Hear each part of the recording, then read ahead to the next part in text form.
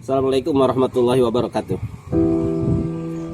Bapak-bapak, ibu-ibu, saudara-saudara yang berbahagia, pada kesempatan yang penuh berkah ini saya ingin menyampaikan kiat agar anak-anak mencintai Allah Subhanahu wa taala.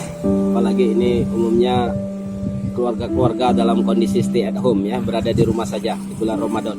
Sehingga perlu kiat-kiat agar anak mencintai Allah Subhanahu wa taala. Hal ini penting karena kalau anak mencintai Allah, maka mudah mengajaknya sholat, mudah mengajaknya berpuasa, dan mudah mengajaknya melakukan kebaikan-kebaikan lainnya. Sebaliknya, jika keliru kita berpesan kepada anak-anak, kita memberikan pesan benci, umpamanya, itu akan membuat anak menjauh dari Allah Subhanahu wa taala. Sebagai contoh pesan benci itu, umpamanya anak-anak berkelahi, kakak dengan adiknya yang masih kecil-kecil berkelahi. Lantas orang tua berkata, awas nak, jangan berkelahi, nanti kamu dimasukkan oleh Allah ke dalam neraka. Atau umpamanya anak-anak adik dengan kakaknya ini berbohong, lalu orang tua mengancam, awas nak, jangan berbohong, nanti lidahmu dipotong oleh Allah Subhanahu wa taala. Awas nak, jangan mencuri, nanti tanganmu dipotong oleh Allah Subhanahu wa taala. Nah, ini contoh pesan-pesan benci. Kenapa? Niatnya bagus, niat orang tua bagus agar anaknya takut dengan Allah, agar anaknya jujur, agar anaknya tidak mencuri, agar anaknya tidak berkelahi.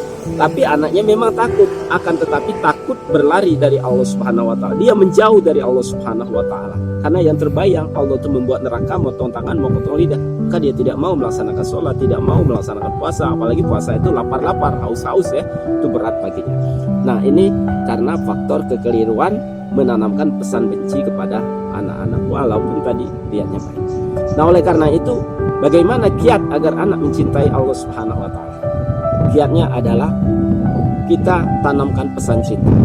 Umpamanya anak-anak haus, selesai bermain bola kaki, kasih dia minuman yang segar, lalu dia minum dengan puas. Setelah dia minum dengan puas, tanya, sayang, siapa yang menciptakan minuman itu? Dijawabnya, Allah Subhanahu wa taala. Subhanallah, ya. Atau dia umpamanya pengen buah-buahan, kita belikan buahan yang enak, durian umpamanya. Setelah dia kenyang, puas makan durian tersebut, kita tanya, sayang, siapa yang menciptakan durian? Dia jawab, Allah Subhanahu wa taala. Atau malam-malam kita ajak dia lihat bulan purnama yang indah cerah. Atau kita ajak dia ke perbukitan, menyaksikan keindahan di sana. Atau ke tepi lautan, menyaksikan ombak-ombak yang gemercik di sana. Nah, tentu dia akan senang, dia akan kagum dengan keindahan alam semesta. Tanya kepada anak-anak tersebut, siapa yang menciptakan keindahan ini? Dijawabnya, Allah Subhanahu wa taala. Subhanallah. Jika demikian pesan-pesan cinta yang kita sampaikan, maka ke dalam pikiran anak itu, ke dalam hati anak-anak itu, ke dalam jiwa anak-anak itu akan masuk bahwa Allah itu Maha Pengasih, Maha Penyayang. Kalau dia udah tertanam bahwa Allah itu Maha Pengasih, Maha Penyayang, menciptakan dirinya, menciptakan alam semesta ini, menciptakan kebaikan-kebaikan, maka jangankan diajak sholat, jangankan diajak puasa, disembelih pun dia siap kalau memang itu perintah Allah Subhanahu wa taala. Sebagaimana Ismail kecil ketika ditanya oleh ayahnya Nabi Ibrahim, wahai Ismail, bagaimana pendapatmu? Saya bermimpi menyembelihmu, dalam tanda kutip mengorbankan. Lalu Ismail kecil dengan mantap menjawab, ya abatib al-matu paru satajiduni insyaallah minas sabirin. Wahai ayah, laksanakan perintah Allah tersebut, insyaallah aku termasuk orang-orang yang sabar.